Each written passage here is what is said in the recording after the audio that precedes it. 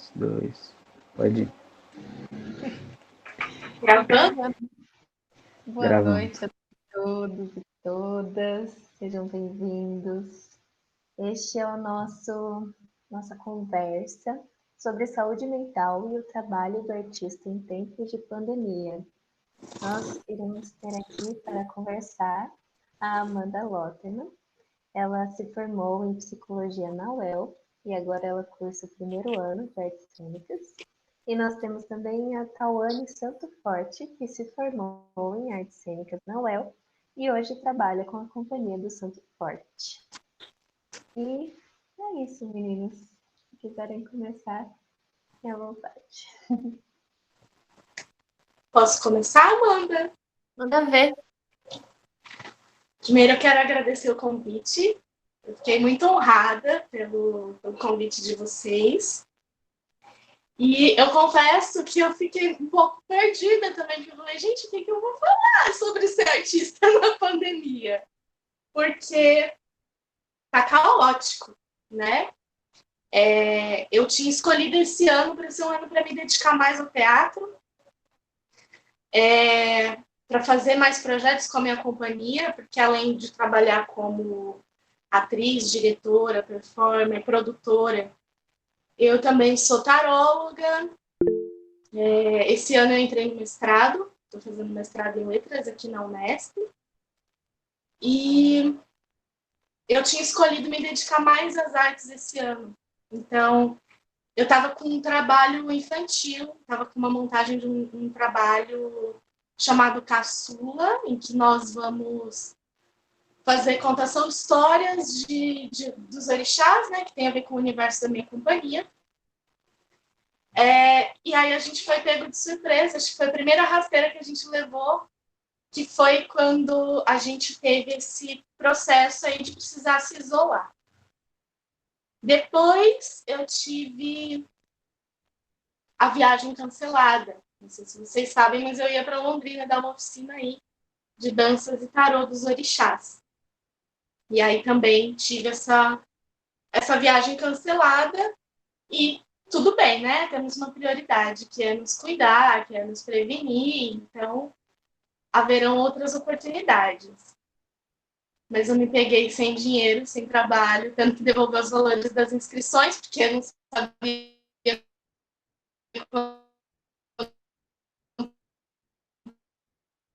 voltar. E foi pesado, né? Mas outras coisas também foram acontecendo junto com tudo isso. E aí, antes de falar um pouco mais sobre as coisas boas que foram acontecendo para mim depois desse primeiro choque, eu quero ler um texto para vocês de uma revista nova que foi lançada há pouco tempo, acho que foi lançada no final de maio, que se chama Revista Maldita,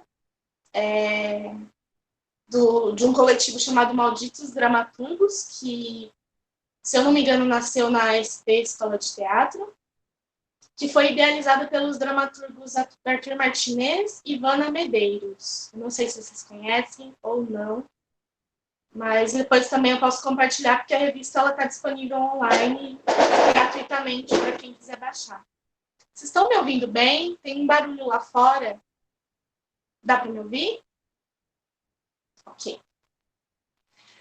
E aí eu vou ler esse texto para introduzir algumas outras coisas que foram acontecendo comigo ao longo da pandemia e algumas inquietações que eu compartilho também. O texto se chama Para que serve o teatro?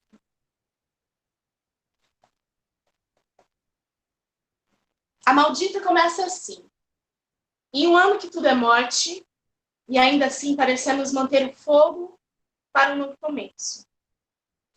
O processo de isolamento social pelo qual o mundo todo está passando fez com que 12 mil trabalhadoras e trabalhadores do teatro parassem só no Rio de Janeiro e em São Paulo. Não estamos sendo contabilizados nesse número. As melhores perspectivas contra o Covid-19 não apontam nenhuma saída antes de 2021. E quem vai querer se arriscar tão cedo em aglomerações como festivais, shows, estádios, aeroportos e, é claro, salas de espetáculo?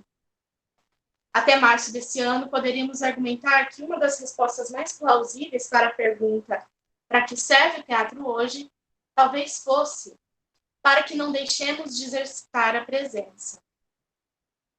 O teatro era sobre lembrar a um mundo cada vez mais tomado por distâncias e isolamentos que existe uma arte preciosa e esquecida hoje, no deixar-se afetar de maneira real e concreta na presença.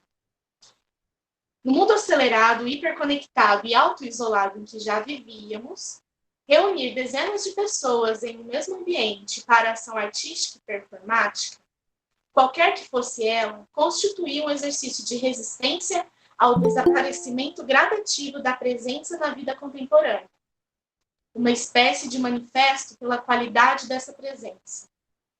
E, hoje, poucos meses depois, em um movimento que ainda conserva o seu ar de ficção científica, vivemos em um mundo que não pode mais comportar nada disso.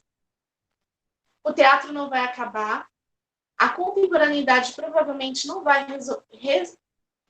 sofrer uma revolução tão radical, progressista ou conservadora quanto as que estão sendo apregoadas. Não é o fim.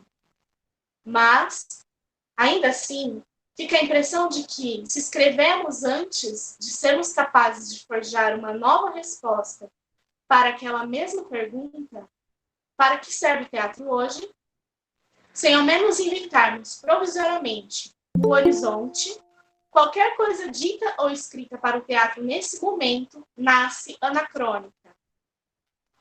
Padece do pior mal possível, padece do pior mal possível para a arte, não se relacionar com o seu tempo.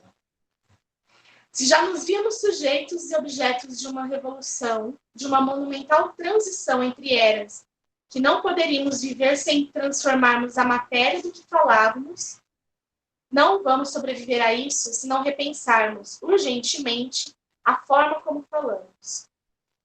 Nas próximas semanas, meses e anos, o teatro vai servir para quê? E aí eles falam mais um pouco sobre a revista e encerram o texto. E essa reflexão que está escrita aqui, que eu achei muito bem escrita, fala um pouco sobre a minha inquietação nesse período, né? De como, né? Eu tinha um trabalho que eu queria estrear, mas por outro lado eu sabia que não era a prioridade naquele momento, tanto para o público, né? A gente trabalhando com crianças, mas principalmente também para as famílias desse público que era um grupo de risco e tudo mais, e várias coisas foram acontecendo. Junto com isso, a gente está vendo um crescimento avassalador do fascismo no nosso país. A gente está vendo com uma frequência maior, talvez, eu não acho que o número aumentou, mas eu acho que a atenção está sendo maior para o grande número de pessoas negras que estão sendo mortas pela polícia, além das pessoas negras que estão sendo mortas pelo Covid-19. E aí o nosso papel enquanto artista, nesse contexto todo, não me parece ser o de ficar calado ou isolado, né? Enfim, com tudo isso, fui atrás, né? Me reuni com artistas da cidade, reuni assim, virtualmente, e nós vínhamos pensando em formas e estratégias de continuar produzindo arte. Não está chegando um som aqui, eu vou fechar porque está me atrapalhando. Fica tranquila que aqui tá tranquilo. Não, tá tocando um sertanejo lá fora. E aí, pensando que esse é um momento urgente mesmo para a gente trabalhar, porque a gente tem que se manifestar sobre tudo que está acontecendo, né? Aconteceram algumas coisas. Eu não ia ganhar a bolsa no mestrado, e aí, por algum motivo, alguém desistiu e chegou uma bolsa para mim. Num período em que a coisa mais difícil que tem é bolsa acadêmica, né? Em que há cortes de verba, eu tive o privilégio de receber uma bolsa. E aí o meu texto, que é o meu objeto de pesquisa do mestrado, chamado Zona Contaminada, que é um texto do Caio Fernando Abreu, uma comédia, fala muito de um momento parecido com o que a gente está vivendo. E aí eu revi tudo aquilo que eu estava pensando sobre, né, não vai rolar montar um infantil, porque a gente vai precisar da presença e não tem essa presença. As atrizes com quem eu estava trabalhando nesse infantil também estavam com dificuldade para a gente conseguir ensaiar antes da pandemia, antes do isolamento. Eu pensei, esse trabalho vai ter que ficar mesmo para o outro ano e o Zona Contaminada passa a ficar mais urgente agora.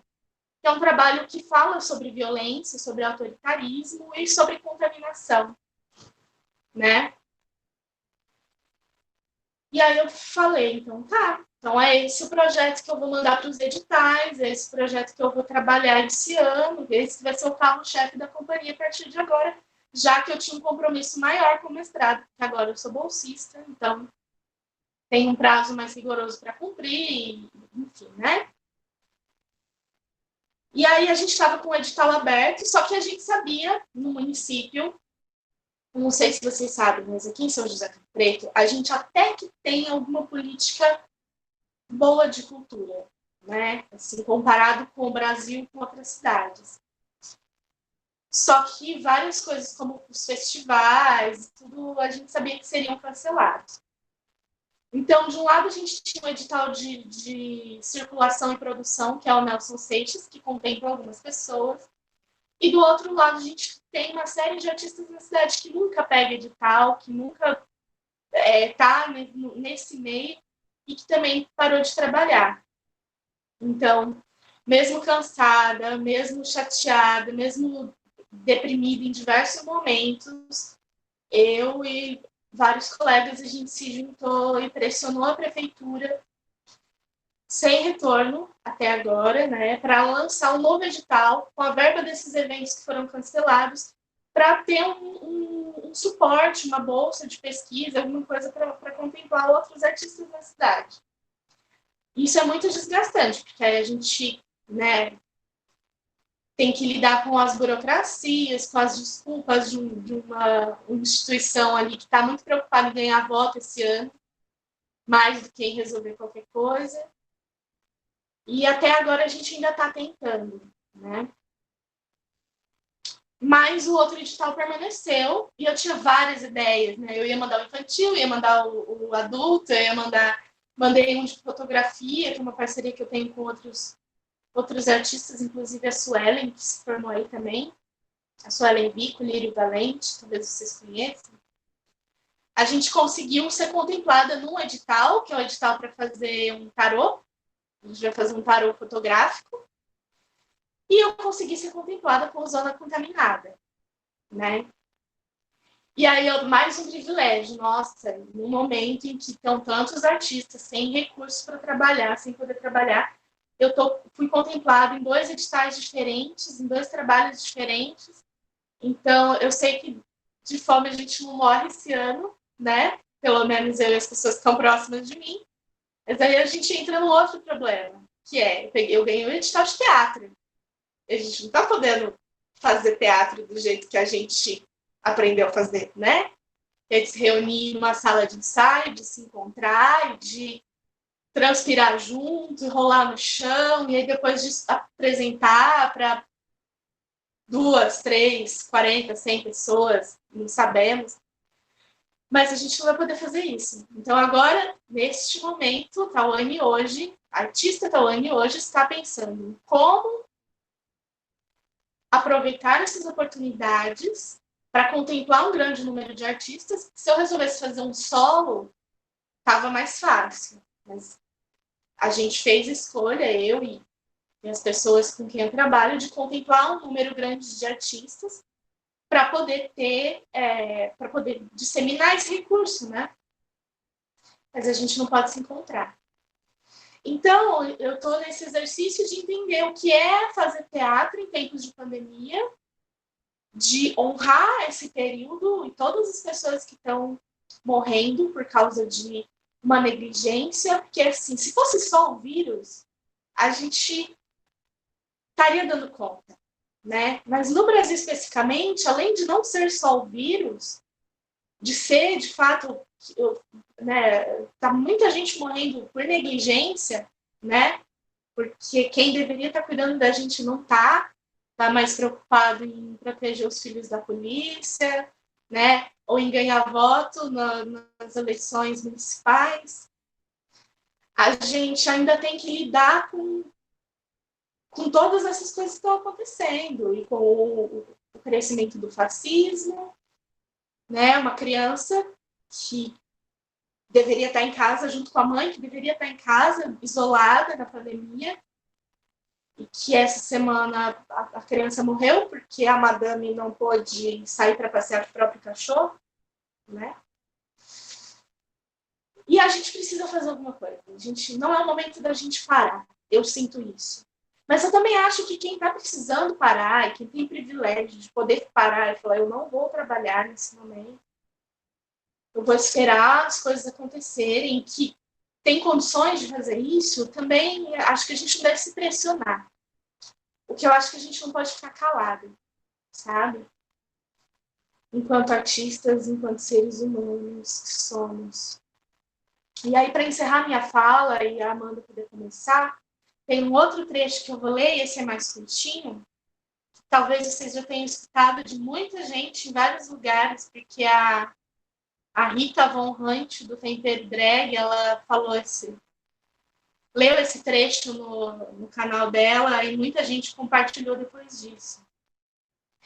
É um trecho de uma carta da Toni Morrison, que ela publicou num jornal que ela ainda não consegui encontrar a referência exata, mas na época que o Bush foi eleito pela segunda vez nos Estados Unidos. E aí ela encerrava o artigo, a carta, com essas palavras. Este é precisamente o momento em que os artistas devem trabalhar. Não há tempo para desespero, não há lugar para autopiedade. Há necessidade de silêncio, não há espaço para medo. Nós falamos, desculpa, eu falei há necessidade, não há necessidade de silêncio, não há espaço para medo. Nós falamos, escrevemos, fazemos linguagem. E é assim que as civilizações se curam. Sei que o mundo está machucado e sangrando, e embora seja importante não ignorar sua dor, também é crítico se recusar a sucumbir à sua malevolência.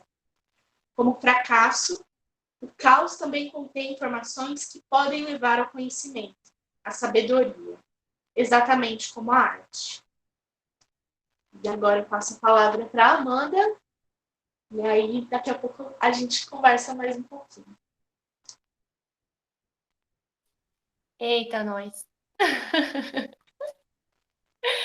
Obrigada. Tá, vamos ver. Primeiro, agradecendo por estar aqui.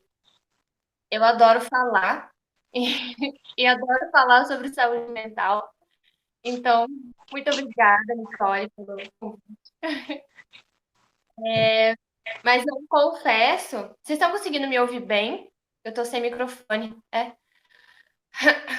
Eu confesso que quando a Nicole falou, fala sobre saúde mental, eu me senti meio na aula de história, quando vem a prova e é disserte sobre a Primeira Guerra Mundial e 10 linhas. E eu fiquei, meu Deus, por onde eu começo? E aí, pensando no por onde eu começo, eu estabeleci um ponto de partida. E aí, o ponto de partida é a definição de saúde mental para a Organização Mundial da Saúde. E é o seguinte: é um estado de bem-estar no qual o indivíduo realiza suas próprias habilidades. Pode lidar com o estresse normal da vida, trabalhar produtivamente e é capaz de contribuir com sua comunidade. Amanda, só um minutinho. Tawane, você pode mutar o seu microfone, por favor? Ah, claro! Peraí. Obrigada. Pode continuar, Amanda. Tá. Ficou claro a definição? Nicole, que é o seu rostinho que eu tô vendo. Tá, parece bem claro mesmo, mas tem bastante coisa nessa sentença. Peraí. Eu tô tentando, tá, gente?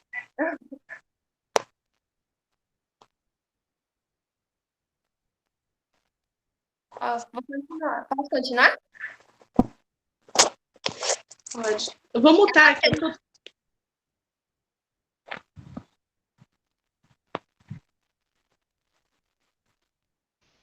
Sim, é bem curta essa sentença, é uma definição curtinha e ela parece bem esclarecida. Mas tem bastante coisa nessa sentença que ela pode ser melhor discernida. Tipo, o que seria um estado de bem-estar? Como é que faz para lidar com o estresse normal da vida? O que é considerado trabalhar produtivamente?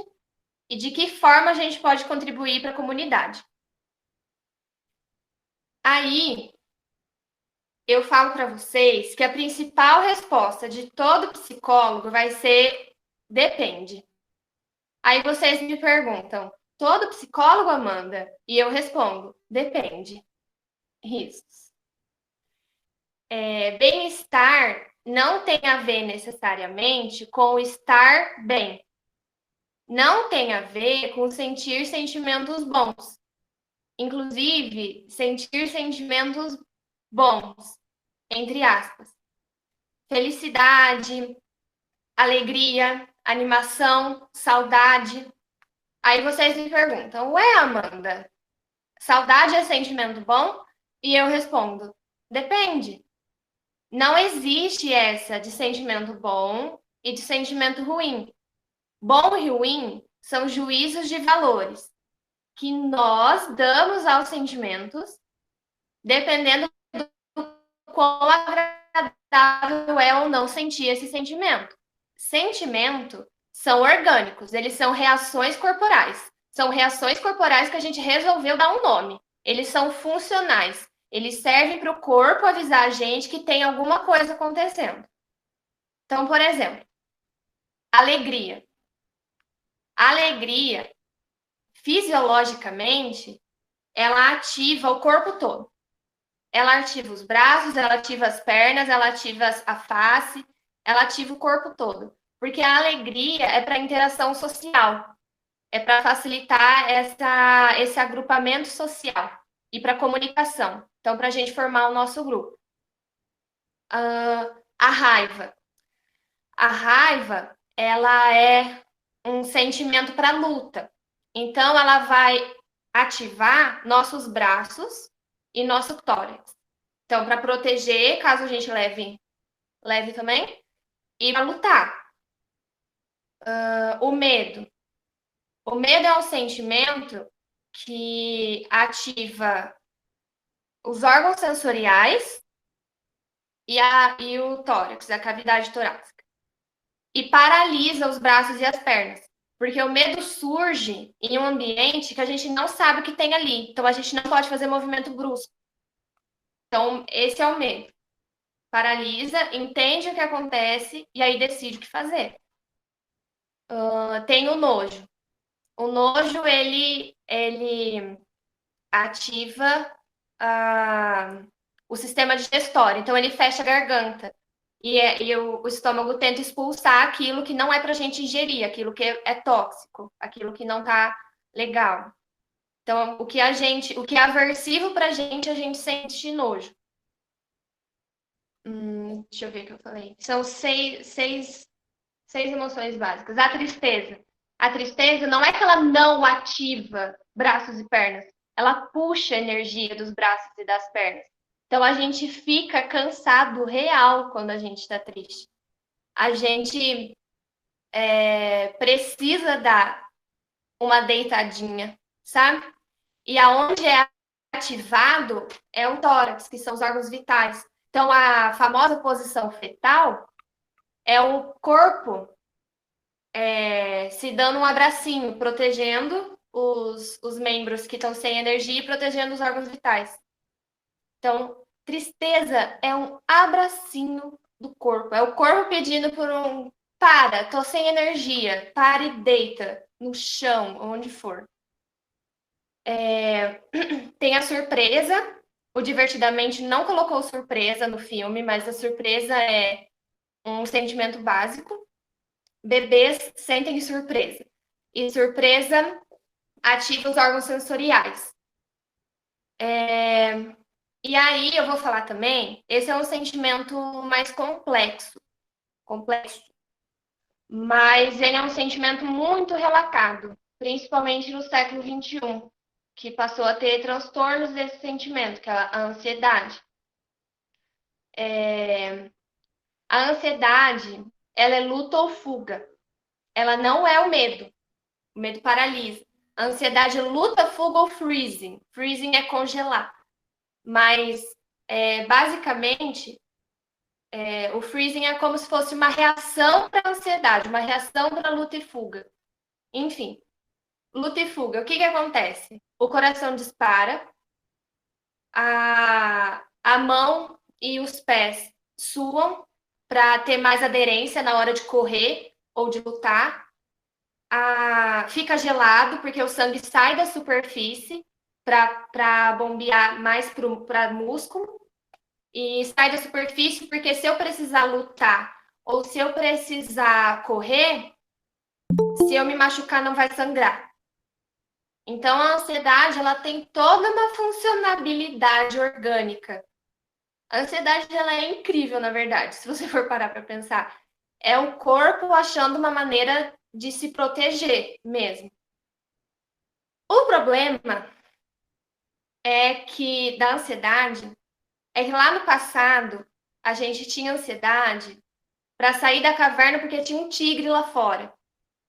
Agora, a nossa ansiedade agora, antes ainda, são os boletos no fim do mês, as provas da faculdade ou os trabalhos, a relação familiar, algum conflito com os amigos. Então, são coisas que não dá para fugir e não dá para lutar.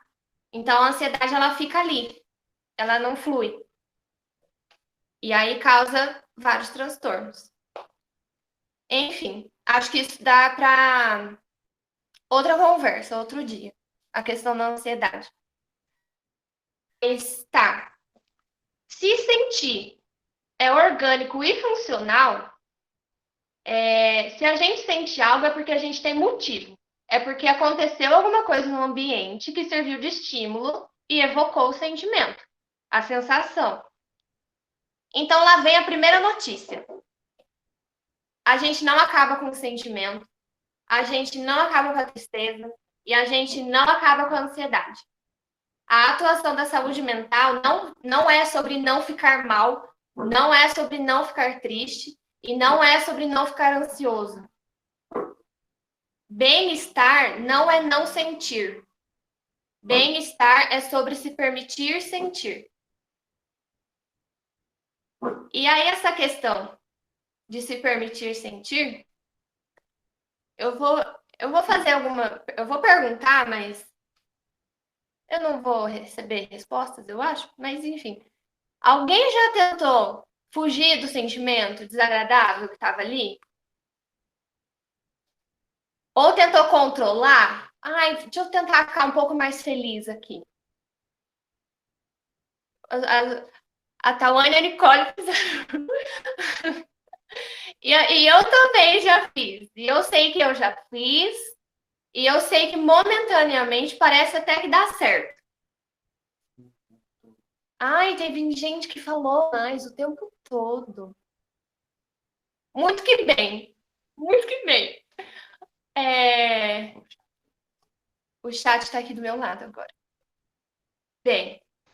O chat está bombando. Tá. Parece que dá certo. Inclusive, a gente continua fazendo, né? Só que o sentimento sempre volta. E aí que tá. Ele vai voltar. Porque sentimentos foram feitos para serem sentidos. Putz. E, fala aí. A sensação de controle não é uma delícia? Sentir que a gente tem o controle da nossa vida e que a gente tem o controle das coisas que acontecem à nossa volta e de como eu lido com essas coisas. É maravilhoso a sensação de ter o controle. Mas é mera ilusão. A gente não tem controle nenhum. As coisas não dependem só da gente e, na verdade, somos seres impotentes. Na maioria das vezes, a gente é impotente. E por que será que é tão difícil abrir mão do controle? Depende. E eu acho que essa questão pode ser tema para outra conversa também, a questão do controle. E aí, tem uma historinha. Eu queria que vocês pensassem, assim, na casa dos sonhos de vocês. Vocês acabaram de se mudar para a casa que vocês sempre quiseram ter. E aí, tá lá, do jeitinho que você sempre quis. E você resolveu fazer um rolê para estrear a sua casa. E esse rolê é para ser um rolê histórico. Você chamou todo mundo do bairro ou do prédio e você chamou, tá? Você colou no elevador ou nos postes o convite. E aí tá tudo preparado, tudo preparado. A galera começou a chegar. E chegou umas pessoinhas, nananã, tudo bom, tudo bom. Foi lá para o jardim. E ok, a festa começando. Aí chegou o Augusto. Não sei, Augusto. O Augusto chegou.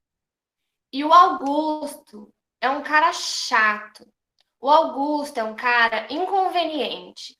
O Augusto é um cara que come na mesa do petisco, sabe? E pega petisco na mão e fica. O Augusto é um cara que chega nas conversas e arrota, assim, ó, na cara das pessoas, sabe? E você tá assim, ó, putz, o Augusto destruiu minha festa.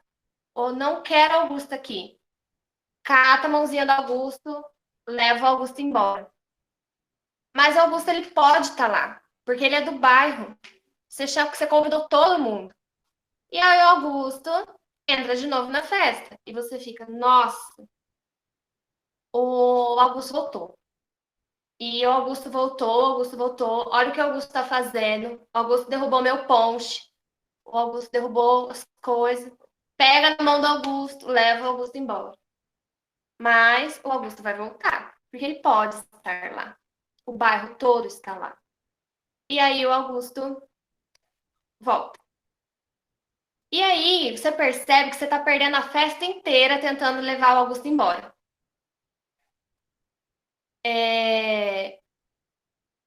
Aí você resolve usar outra estratégia. Deixou o Augusto ficar. Deixa as pessoas lidar com o Augusto. E aí você consegue ver que o Augusto às vezes nem é tão chato. Que o Augusto, ele derruba, mas limpa. Né? Quebrou, pagou. Aí você deixou o Augusto ficar e conseguiu curtir sua festa. Fim da história. Eu não sei se deu para entender muito bem, assim, mas o controle é o problema. Ao tentar controlar um sentimento, ele controla a gente. Porque a gente passa a viver a nossa vida planejando nossos passos para evitar esse sentimento. A gente perde o controle da gente como ser ativo da própria vida. Igual eu falei antes, sentimentos foram feitos para serem sentidos. Se a gente lutar contra eles, provavelmente a gente vai perder. Quem sentiu, sobreviveu. E aqui estamos nós. Tá. E o contexto atual, né? Saúde mental na pandemia. Que coisa difícil de ser alcançada. Por quê? Porque lembra lá do controle? Nananã?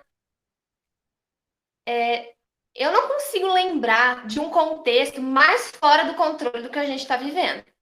De um contexto biológico, político, na saúde, social, tá tudo fora do controle. O que mais tem surgido, e isso assim, as pessoas que eu atendo e as pesquisas. O que mais tem surgido nesse período são sentimentos de estresse, tristeza, depressão. Tristeza e depressão não são a mesma coisa. Outra conversa. Ansiedade, desesperança, impotência, frustração. Lá na definição de saúde mental pela OMS, tinha uma parte que dizia sobre trabalhar produtivamente e contribuir com a comunidade. Será que trabalhar produtivamente agora é a mesma coisa que trabalhar produtivamente há um ano atrás? Como é que a gente vai contribuir para a comunidade num momento como esse? A gente precisa levar em conta essas diferenças contextuais antes de querer melhorar a nossa saúde mental. Entende? Eu queria que vocês fechassem os olhos. Eu não vou conferir, então não tenho garantido quantas pessoas realmente fecharam, mas feche. A gente está vivendo num período ameaçador e de ameaças eminentes. Um vírus dizimador, mais de 34 mil mortes com subnotificação. E a gente sabe qual parcela da população é a mais atingida. Além da crise na saúde, a crise política de um governo fascista, racista, machista, entre tantas outras coisas, que não lidera e não olha pelo seu povo. A crise do sistema educacional, professores não conseguem dar aulas e alunos não conseguem aprender. Com o fechamento das escolas, as crianças ficam em casa e os pais precisam trabalhar. A gente já sabe como essa história acabou. Isso sem falar na questão do distanciamento social. Com o ritmo da produtividade modificado, as nossas questões arranjam brechinhas para sair por lugares que antes a gente tampava com correrias. O medo por aqueles que a gente conhece, a saudade que aperta, a imprevisibilidade que faz nossos planos serem adiados. Aonde é que está o controle? Presta atenção o que somente a minha fala sobre isso te fez sentir. É um monte de sentimento ao mesmo tempo. É um monte de sensação ao mesmo tempo. E muitas intensidades. Podem abrir os olhos. Os estímulos, eles estão apostos. E o nosso corpo vai reagir. Como a gente pode acolher a desesperança, a impotência, a ansiedade? A gente precisa de apoio. Amigos, apoio. Familiares, apoio. Comidas, apoio. Músicas, apoio. Filmes, apoio. E aí que é interessante também, porque o apoio também depende. O que é apoio para mim pode não ser para vocês. Então não tem roteiro para seguir, não tem uma maneira. Não precisa ver todas as lives. Não precisa acordar cedo para fazer exercício. Não precisa fazer skincare. Não precisa nada. Tem mais a ver com ficar sensível a nós mesmos e às nossas particularidades nesse momento, do que seguir roteiros de autocuidado que seguem a mesma lógica produtiva que nos trouxeram até essa crise. Eu não preciso nem dizer que o governo federal não tem um plano de saúde mental dentro da pandemia. Então, vai caber à sociedade surgir com propostas. Quem tiver interesse, eu tenho bastante contato de gente que está atendendo por um preço mais acessível e online nesse período. Eu também estou atendendo, então, quem quiser me indicar, pode ficar à vontade. Enfim, saúde mental é um tema muito amplo. Muito, muito, muito amplo. Não achem que é só esses minutos que eu falei. Se alguém quiser conversar comigo, tirar alguma dúvida depois também, pode vir mandar mensagem. E vou terminar falando isso. Se cuidar na quarentena não é fazer sentimentos desagradáveis irem embora, mas é sentar na mesa com eles, tomar um chá e ouvir o que eles têm a dizer. É isso.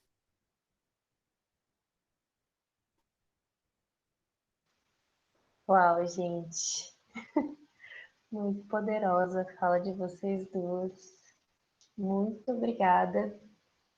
E eu queria perguntar a todos os presentes, já falei no chat, mas reforço. Alguém tem alguma pergunta? Alguém tem algum comentário a ser feito? Alguém quer compartilhar alguma experiência? Vamos aproveitar que temos essas duas mulheres maravilhosas por aqui.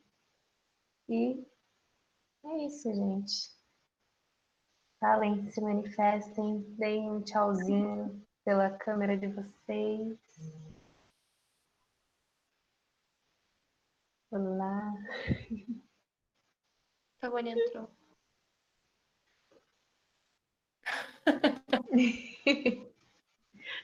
Então ele caiu, mas voltou. Não? Alguém tá me escutando ou tô travando? Você tá de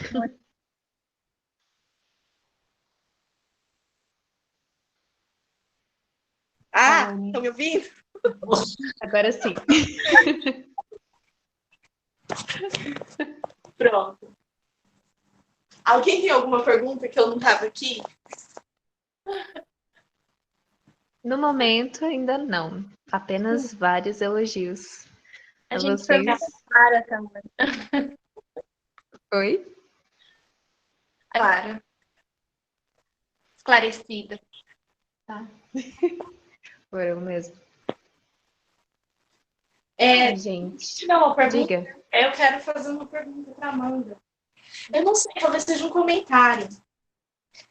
Mas quando ela fala, né, sobre a definição de saúde mental e trabalhar produtivamente e contribuir para a comunidade, com certeza, eu acho que a noção disso realmente mudou, né, agora.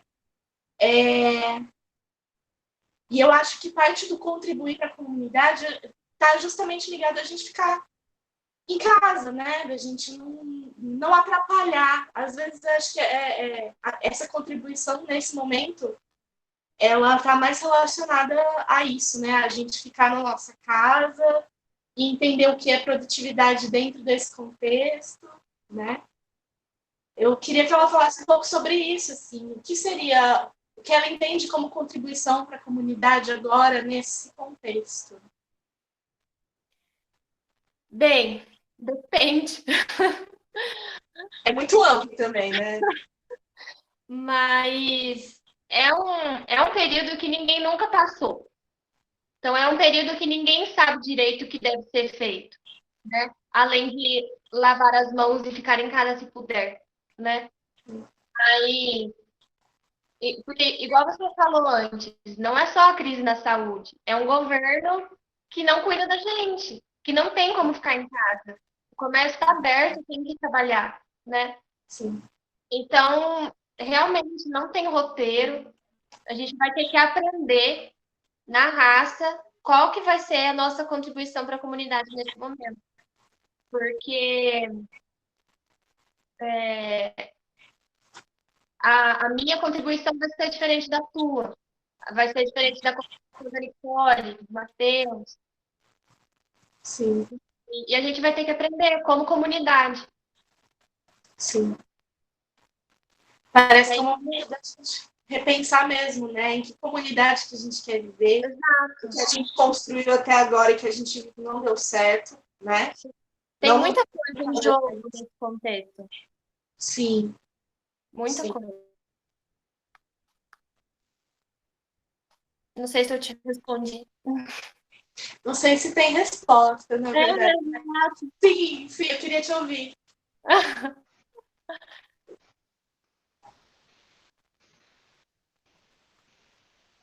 E aí, perguntas? Bom, por enquanto, ainda não. Tawane, eu tenho uma pergunta para você, na verdade.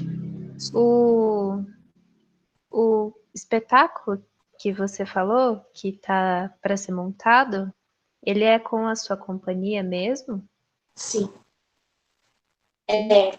É um espetáculo. Assim, para situar vocês, a minha companhia hoje, de membros oficiais, temos eu, o meu companheiro, que é o Daniel, que está estudando, ele está fazendo um curso técnico de teatro, né? Ele entrou no teatro, assim, para me seguir mesmo.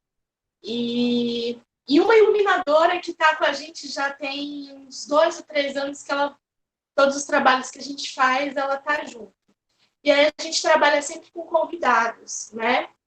Enquanto eu ainda não tenho aquele grupo que eu idealizei, né? Meu sonho era ter um grupo tipo Galpão, que fica todo mundo junto a vida inteira, mas acho que os tempos são outros, né? Então, convidei pessoas com quem eu tenho alguma afinidade. Inclusive o Aguinaldo, ele vai fazer a provocação desse trabalho, professor Aguinaldo.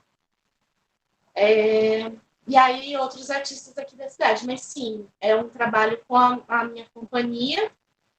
A primeira vez que a gente vai trabalhar com texto pronto também, né? Que é esse texto chamado Zona Contaminada, do Caio Fernando Abreu.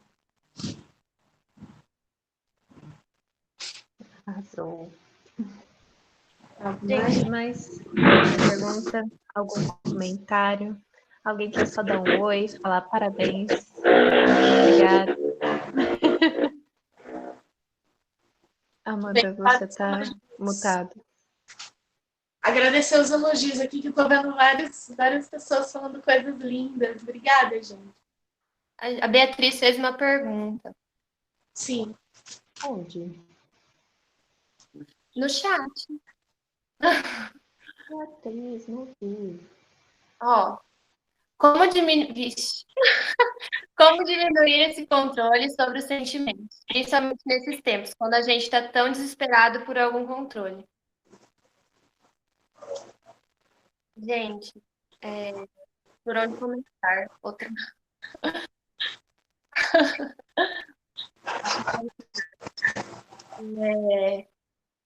Eu vou falar o meu depende. Sempre vai depender. É muito importante aceitar.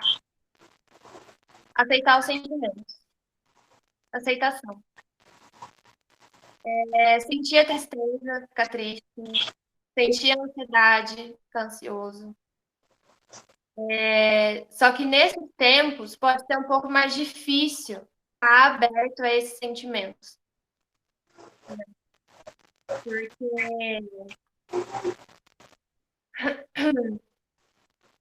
é um contexto que a gente não viveu ainda. Então já é difícil num contexto normal, assim, num contexto como esse vai ser um pouco mais difícil. Então é sempre muito importante sentir com o apoio. Sentir com a família de apoio, sentir com amigos. Se deixar ser vulnerável para o sentimento. Uma vez uma professora minha falou que a gente tinha que ser mais como ouvidos. O ouvido não seleciona o que entra. Então, deixa entrar. E aí, quando entrar, a gente faz alguma coisa com eles. A gente faz alguma coisa com medo, a gente faz alguma coisa com tristeza. Mas é sentar e tomar um chá com eles mesmo. E para esse apoio, terapia. Eu sou suspeita para falar, mas é um grande apoio é autoconhecimento, é autopercepção, é estar aberto às sensações corporais. Não tem uma uma resposta pronta. Na verdade, tem mais perguntas do que respostas. Mas isso é o comportamento humano. Só um adendo aí. Você falou, né, que são mais perguntas. E eu pratico alguns tipos de terapias integrativas, né? Além do tarô, eu sou praticante de barras de Access, e que a gente tem uma ferramenta que a gente usa quando a gente está sentindo, a gente fica na pergunta sempre, né?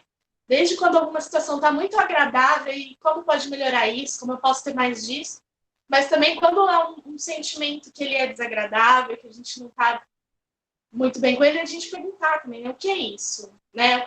Às vezes a gente não sabe dar nome, né? A gente não sabe. Eu até queria depois fazer uma pergunta para você, porque você falou da depressão e a tristeza de serem coisas diferentes. E é isso, às vezes a gente está triste, a gente acha que a gente está deprimido, às vezes a gente está com raiva e a gente acha que a gente está ansioso. A gente tende a confundir, a gente não cresceu aprendendo a dar nome para os sentimentos. Né? Muitas vezes a gente aprendeu a controlar, sabe? Não chora, não faça isso, não grita, não, né? A gente ouve muito isso na nossa infância. E a gente parar, olhar e perguntar, o que é isso? O que eu faço com isso? Como posso melhorar isso? Eu posso melhorar isso? É uma ferramenta que me ajuda a lidar com a minha ansiedade, que é o que mais me pega. Assim. Sim. E também quero falar que eu contei uma história, né, de um problema e que está se encaminhando para uma solução, mas não foi uma delícia isso, tá, gente?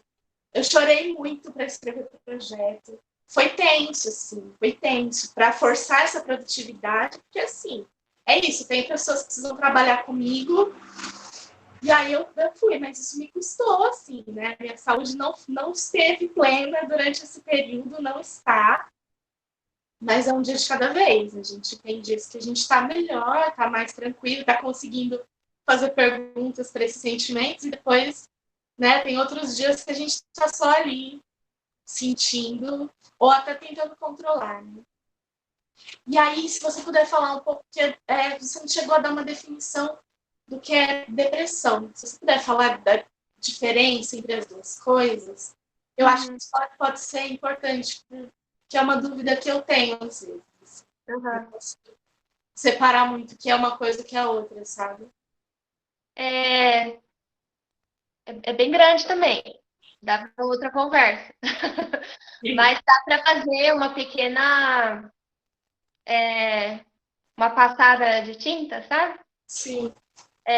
Primeiro eu queria comentar o seu comentário de que a gente vive numa sociedade que não é permitido sentir. Então, todo sentimento parece que é roteirizado. Tem uma maneira certa de sentir tristeza, uma maneira certa de sentir alegria. E é muito doida dos momentos de alegria, dos momentos de sentimentos agradáveis, porque eles também geram muita coisa, porque sentimento agradável vai passar. Então, o que eu faço quando minha alegria passar? Tá tudo muito bom. Então, daqui a pouco alguma coisa vai estar ruim, sabe? Sim. Então, a gente fica nesse modo de alerta o tempo todo. E porque nós somos filhos e filhas do capitalismo, sabe? E aí já outra conversa, mas a gente aprende que sentir raiva é feio. Não faz isso, não fique com raiva, que feio, tá? Não é feio, a gente vai sentir raiva. É o que a gente faz com essa raiva. Então, teve um dia que eu fui dar uma palestra numa igreja evangélica e eu falei lá na frente que não tem problema sentir inveja. As pessoas ficaram... E eu consegui explicar, nós vamos sentir inveja. Nós temos que ver o que fazemos com esse sentimento. Enfim, esse era o meu comentário do seu comentário. Depressão. Tristeza ele é um sentimento, a depressão. A gente pode ter quadros depressivos. A depressão, ela tem mais a ver com questão hormonal também, sabe? E neural. Então, é questão de dopamina, de serotonina, de ocitocina, enfim. E aí, o sentimento que mais se parece com a depressão é a melancolia, que é a tristeza. A melancolia faz aquilo que antes me dava prazer não me dá mais. Ou faz aquilo que me dava prazer ser muito escuro, sabe? É melhor não fazer nada. Então tem essa diferença. Não sei se deu para dar uma esclarecida. Perfeito. Gente, nós temos uma inscrição para a pergunta, que é o Marcelo, namorado da Camila. Alguém pode estar dando retorno aqui. Oi, Marcelo. Olá. Você conhece? O meu microfone está dando retorno, eu posso tentar desligar no momento que a outra pessoa estiver falando. Se estiver atrapalhando. Por favor. Posso fazer a pergunta? Eu não sei se vocês estão... Sim, faça. Vou desativar fazer? aqui. Primeiramente, boa noite, pessoal. Eu sou aqui da cidade da Tawane também, sou artista aqui na cidade. A minha pergunta, eu acho que vai para as duas, né, tanto para a Tawane quanto também para a Amanda. Acho que na parte que a Tawane pode responder um pouco melhor, eu gostaria de saber como que está sendo esse desafio para a adaptação da classe artística nessa época que a gente está utilizando muito das lives, qual que está sendo o desafio de unir os artistas para apresentar uma certa apresentação em live, como que está sendo esse desafio. E para a Amanda, eu gostaria de saber como que essas lives dos artistas podem contribuir para a saúde mental. Como que essas lives que são organizadas podem contribuir para um controle mental e de que forma que isso pode ser feito? Se existe uma certa frequência, mais ou menos isso. Acho que deu para entender? Eu posso começar, porque eu ainda não consegui desligar o microfone. Aí tu vai fazer. Gente, eu sou muito... É a primeira vez que eu estou fazendo isso, então eu não sou muito familiarizada. Geralmente eu entro e eu vou só falando pelo chat, com o microfone desligado, sem câmera também. Mas, bom, vou falar. As lives sobre reunir os artistas e ensaiar, eu acho ótimo, eu acho lindo quem está fazendo. Estou acompanhando alguns trabalhos de algumas pessoas, estou achando excelente. Isso está, inclusive, me alimentando para eu começar a pensar em como eu vou resolver a partir de agora com o meu grupo, né? Mas eu não tenho uma... Eu acho que, assim, não tem uma receita de como a gente vai fazer, porque a gente aprendeu, e eu acho que é consenso, que para fazer teatro a gente precisa pelo menos de um ator e de um espectador, né? E aí, como a gente faz isso à distância, com câmera? Eu não gosto de câmera, eu tenho pavor de câmera. Na minha página vocês vão ver pouco vídeo, porque eu gravo e eu apago. Eu sou muito vaidosa, eu não gosto de ficar... Sempre acho que tá ruim. Não gosto de ver minhas peças filmadas. Então, assim, agora eu tô tendo que lidar com isso, com uma barreira que eu tenho. E eu admiro muito os artistas que estão conseguindo fazer e estão se saindo super bem. Porque tem essa coisa também, né, de lidar com tecnologia, é uma linguagem nova. A gente está tendo que aprender coisas que é da área do cinema, do pessoal do audiovisual, né? E que eu não tinha feito essa escolha, agora eu vou ter que fazer, vou ter que aprender. E eu acho que é uma oportunidade, né? De chegar em mais pessoas, da gente ficar mais conhecido, né? Porque o teatro acaba a gente ficando conhecido só por quem assistiu. E aí a gente está tendo a oportunidade agora, acho que a internet é boa por isso, porque democratiza, mais gente pode ver, chega em mais lugares, né? Lugares que às vezes nem tem teatro, que vão poder ver alguma coisa que a gente estiver produzindo. E eu não sei, sinceramente, eu não sei como vai ser, porque eu não quero fazer uma leitura dramática do texto. Poderia ser uma solução, mas eu acho que isso é parte do processo, né? Eu ainda estou pensando em como a gente vai fazer, né? Assim, como a gente vai fazer treinamento, como a gente vai se provocar, como a gente vai interagir. né? Eu não sei ainda como é fazer teatro com pessoas sem chegar a dar um abraço nelas antes do ensaio, né? E é isso. Eu acho que é um processo. Eu não tenho uma resposta para te dar ainda. Essa resposta provavelmente vai acontecer daqui 6 meses. Que é quando eu vou ter que entregar o edital, a minha contrapartida, né? Mas até lá a gente vai experimentando tudo que for possível, né? Como pode melhorar isso? Eu vou desligar minha câmera agora. Tá bom? Responde isso, a pergunta? Beleza. Tá. Eu acho que... Eu não sei se vocês vão querer me bater, mas a primeira palavra da resposta vai ser depende. Vai depender de cada pessoa.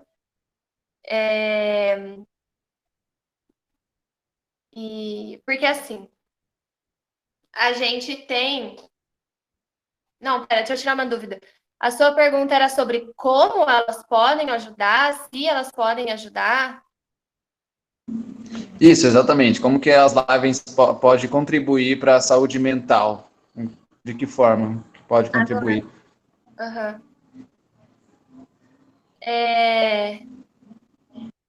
Meu, depende. Porque vai ter o comportamento de assistir a live, né?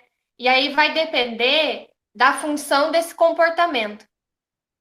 Lá no começo da quarentena, eu pensei assim, ai, tempo livre, vou fazer 5 línguas, vou fazer vários cursos, vou aprender a fazer desenho, vou voltar a tocar o teclado, a voltar a tocar o violão, e aí, na verdade, todas essas coisinhas que pareciam, vou me exercitar e me manter ativa para cuidar da minha saúde mental, era só mais um jeito de eu me manter na correria, de eu me manter na produtividade, que eu, como filha do capitalismo, aprendi. Então, assim, se tem uma coisa que o capitalismo que a gente não pode falar que não, é que ele é um bom pai e ele ensina a gente bem direitinho como viver inserido dentro dele. Então, vai depender da função dessas lives, sabe? Se essa live é para me manter igual eu falei, não precisa fazer nada, não tem um roteiro. Vai depender se é minha vontade, se eu quero, vai depender da minha particularidade. Não sei se vocês querem uma resposta maior, não sei se deu para entender que vai depender do que live é para mim? Deu? Sim. Eu tava ficando super ansiosa com as lives. Opa, desculpa. Nós temos algumas contribuições bem legais no chat. E agora a gente tem uma pergunta da Maria Júlia Ferretti. Ela pergunta para Amanda. O turbilhão de notícias e informações sobre esse momento caótico prejudica a nossa saúde mental? Se sim, como lidar com isso? Vocês vão me bater.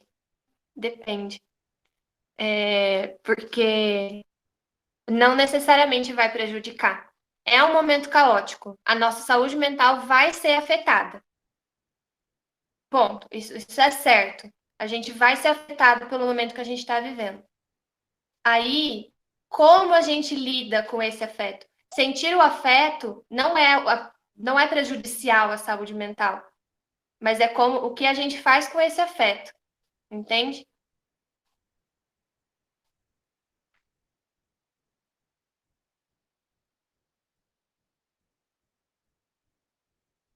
Então, entendeu? Sim. Entendeu? Então, é sobre deixar a improdutividade bater.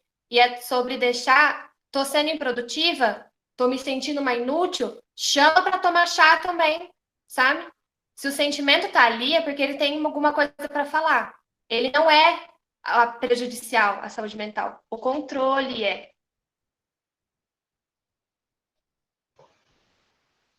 Legal. Bom, gente, mais alguém tem alguma pergunta ou quer fazer alguma contribuição?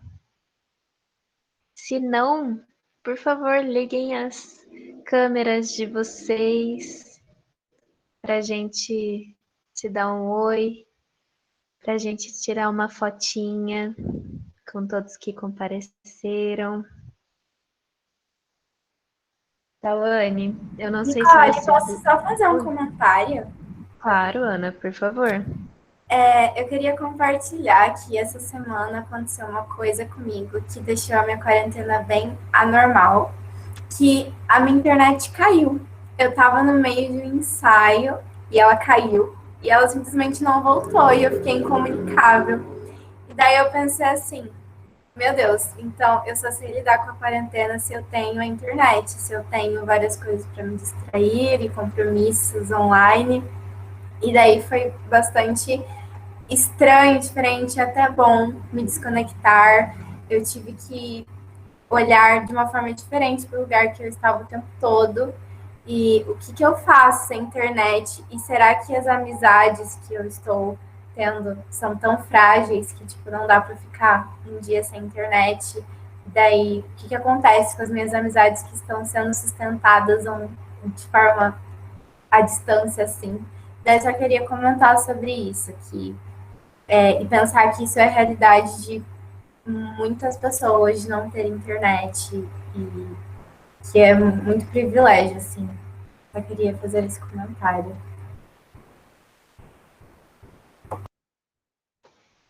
Obrigada, Ana. Alguém quer comentar? Diga. Eu posso falar uma coisa que eu achei interessante. Eu acho que até tem a ver com a pergunta da Maju.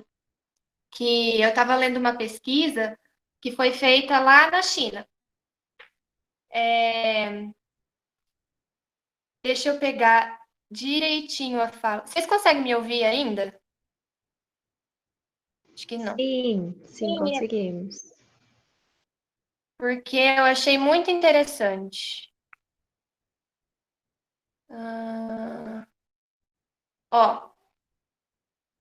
Receber informações precisas sobre a situação local da doença e formas de prevenção e tratamento consistiram em fatores significativamente associados a menores níveis de ansiedade, depressão e estresse.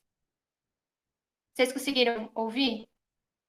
Então, informações corretas, sem subnotificação, tratamentos corretos, sem cloroquina, eles são associados a menor taxa de ansiedade, estresse e depressão. Então, é isso. Aqui no Brasil está total diferente.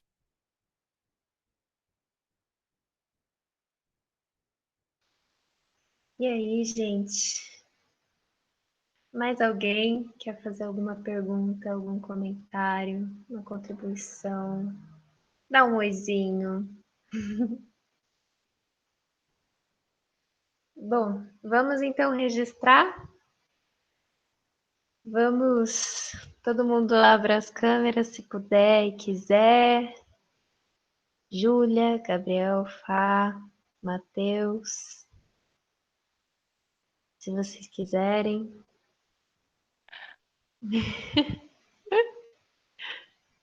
Bom. Má, você que vai tirar a foto? Ou quer que eu tire?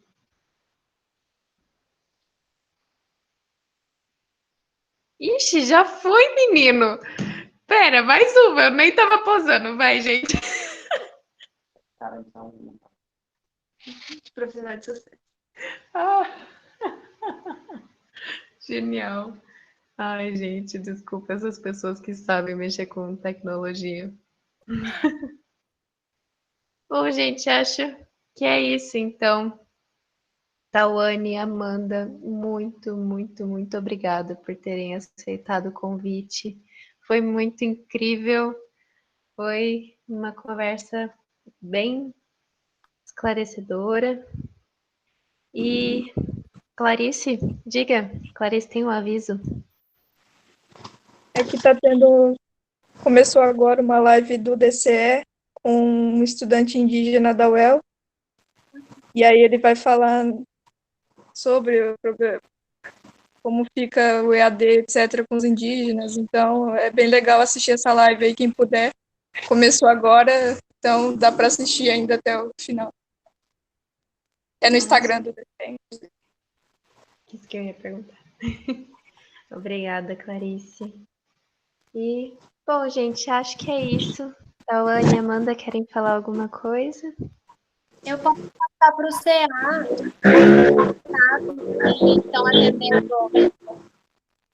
que estão atendendo mais acessível. O que você acha? Por favor. Por favor. Beleza. Obrigada, Amanda. Tawane? Eu quero agradecer o convite, falar que foi muito gostosa essa conversa.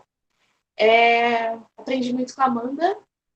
E eu acho que o Iago ele fez um relato bem grande, perguntou como faz para entrar na companhia. É só chegar. A Companhia de Santo Forte está de braços abertos, principalmente para alunos e ex-alunos da UEL que tenham interesse em fazer parte dos nossos trabalhos, das nossas pesquisas. E é isso, tá? Mesmo que for à distância também, vamos aproveitar, né, que já que a gente está tendo que se reinventar, eu estou à disposição também. Quem quiser conhecer mais a minha pesquisa, conhecer mais a companhia, estou à disposição, tá bom? Uau, gente, pega essa, hein? Ai, gente, muito obrigada de novo a todos que compareceram, Amanda e Tawane, pelas contribuições incríveis de vocês. Bom, Amanda, a gente vai estar entrando em contato para desenvolver os milhares de assuntos. E acho que é isso, gente. Muito, muito obrigada. Se alguém quiser abrir o microfone para dar um tchauzinho, falar obrigada, tchau. Obrigada, Oi. tchau. Obrigada, tchau, gente. Foi um prazer. Beijo. Muito prazer. Um beijo, Tchau. gente. Tchau.